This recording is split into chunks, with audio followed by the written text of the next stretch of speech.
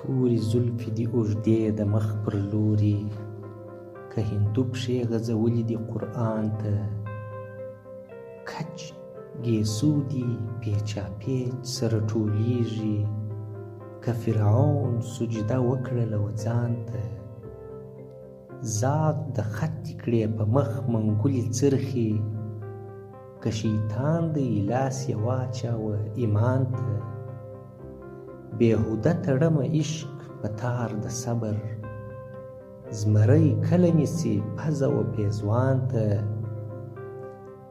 بریالی خالکه ګوشه د کږو وروځو، دا کتاب ضرورت نه لري نښان ته.